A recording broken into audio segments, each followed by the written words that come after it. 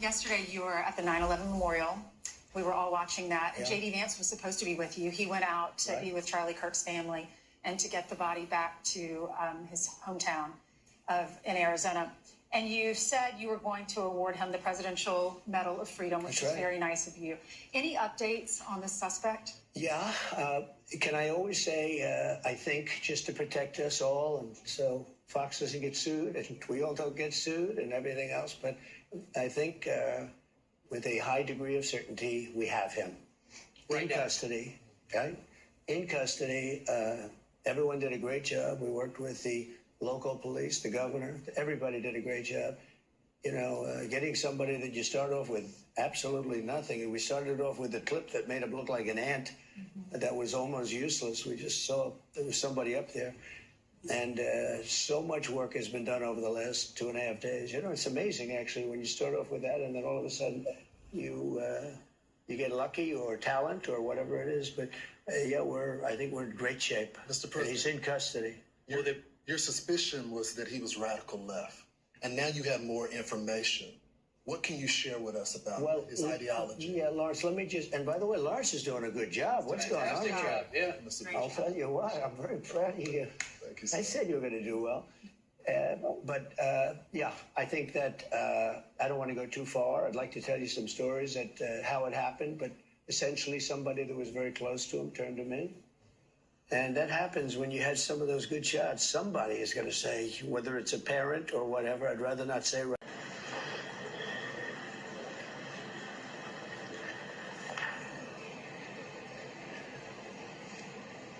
Good morning, ladies and gentlemen. We got him.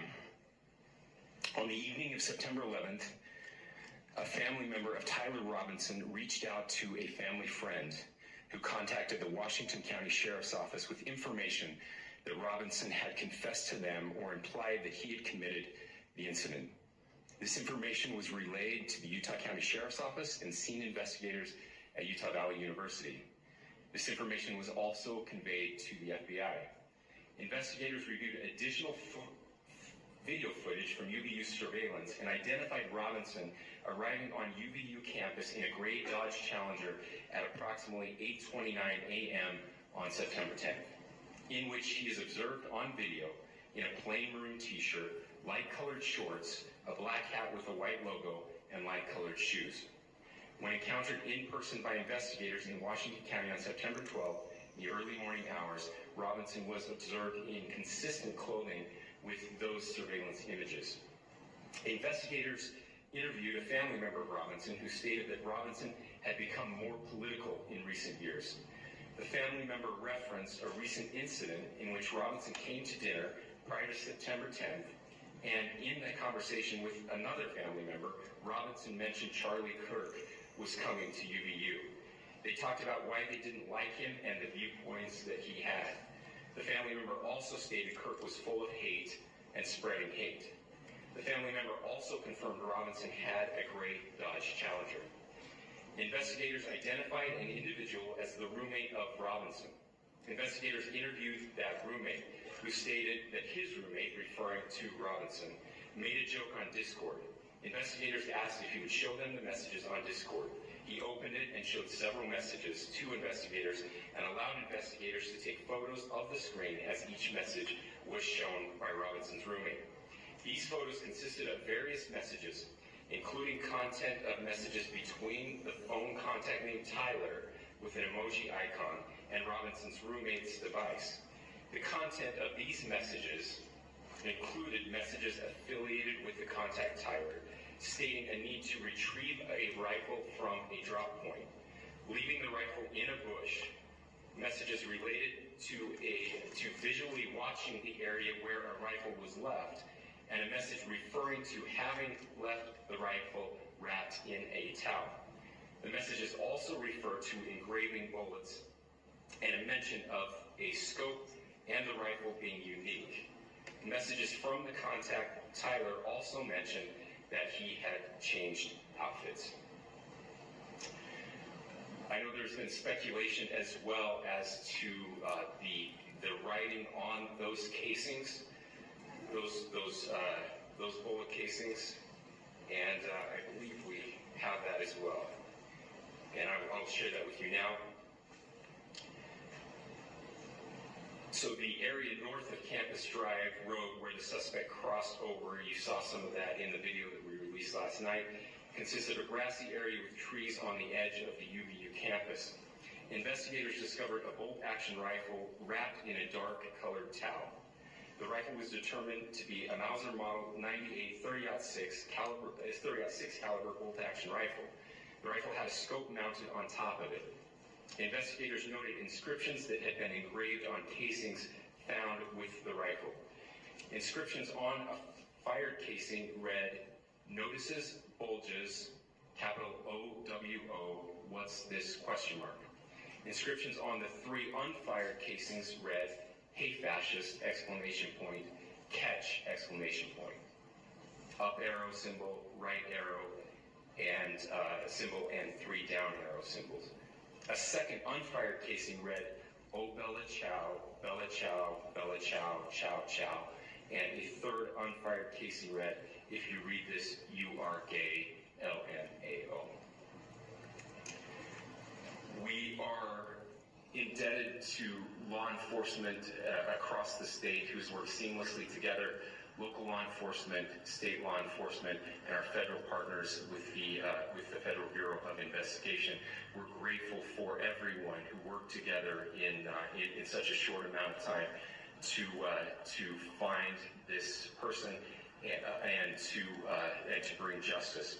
I want to thank the public who has been so engaged, reviewing videos, helping us with sending in tips, and helping us get to this point. I want to thank the family members of Tyler Robinson who did the right thing in this case and were able to bring him into law enforcement as well.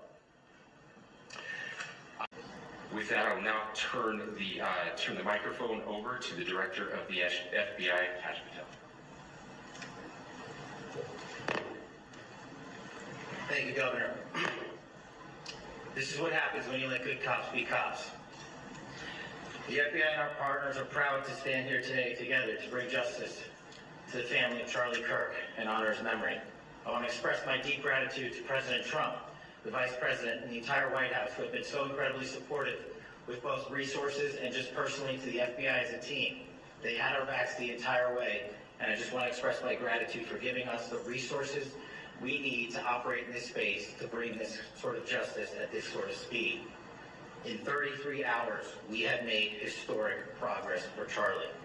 Governor Cox, our partnership has been absolutely incredible these last few days. Our partnership will endure. Your state and local partners, your sheriffs, your DPS community has been unbelievably impressive in the hardest of times. And a case like this cannot be solved, cannot be brought without partnering with your state and local authorities. The FBI has a certain role to play. We will play that role, and we will lead out for the federal government. And Governor Cox, we are so grateful for your state partnership that led out on this investigation. A little bit of the timeline. Charlie was shot at 12:23 p.m. on Wednesday. The first FBI agents arrived on scene in 16 minutes with chiefs of police at 12:39 and secured the scene. The FBI immediately launched fixed-wing assets. We utilized these assets to transport personnel, specialty technicians, hostage rescue teams. We also utilized these assets to go back and forth from the East Coast and here in Utah to transport forensic evidence and other evidence that will be analyzed and is being analyzed at our FBI laboratories in Quantico and other laboratories, including the ATF. At my direction, the FBI released the first set of FBI photos of the suspect at 10 a.m. local time on 9/11. Then, shortly thereafter, the FBI reward of $100,000 was released at 10:45 a.m. local. Myself and Deputy Director Bongino arrived on the scene at approximately 5:30 p.m. on 9/11. The governor led a press conference last night at approximately 8 p.m. where, at my direction, the FBI released a never-before-seen video of the suspect. We also released new images to the public of the suspect. And just last night, the suspect was taken into custody at 10 p.m. local time. In less than 36 hours, 33 to be precise, thanks to the full weight of the federal government and leading out with the partners here in the state of Utah and Governor Cox, the suspect was apprehended in a historic time period. And I want to highlight what Governor Cox said. This would not have been possible without you, the media, and you, the public. That's why we went so public, so fast, and we're so transparent, and we're committed to that transparency. The crime scene, just a little bit there. It is a large crime scene. State and local authorities, along with federal authorities, process that crime scene quickly. And I even had the ability to walk through that crime scene and walk through the steps the suspect took to learn more about what was needed and what resources we needed to prepare to create a full picture for the FBI and leadership back in Washington. Furthermore, thankfully to state and local partners, forensic evidence has been seized and continues to be garnered. Forensic evidence has already been evaluated at FBI laboratories in Quantico and state and local authorities here. We will continue to process evidence as we see it, as we collect it, and we will continue to deliver to Governor Cox and his team. Last night, we had a total of approximately 7,000 leads. As of this morning, thanks to your great work, we have over 11,000 leads that were called in to the FBI. And we are running out every single lead that we can. Every one of those leads will be run out. The arrest is a testament to the dedication of good law enforcement being great, and partnerships in law enforcement, which I've tried to highlight as my tenure as the director of the FBI. There is no better relationship for law enforcement than the FBI to partner with state and local authorities, and you've seen it here in these last few days. The FBI Salt Lake Field Office, along with our offices in LA, Phoenix, Denver, San Antonio, Las Vegas, Pittsburgh, Buffalo, our headquarters component in Quantico, all participate in the FBI. I want to express my deep gratitude to the employees of the FBI, the men and women, the evidence response team tacticians, the special operators, the agents, the support staff. You have done monumental work in historic time when the public, who had a right to demand such an expeditious solving of an investigation, the FBI answered that call diligently, critically important to our nation, and we delivered. And I'm proud to be their leader, and I'm proud to be the director of the FBI. This is very much an ongoing investigation, as the governor said, and we will continue to work with state and local authorities to develop the investigation, to provide them the evidence they need for their ongoing prosecutions, and we will be here to answer every call they absolutely have, as long as it takes, for as long as we need to find and apprehend whatever suspects were involved in this crime. Lastly, to my friend Charlie Kirk, rest down, brother. We have the watch, and I'll see you in Valhalla.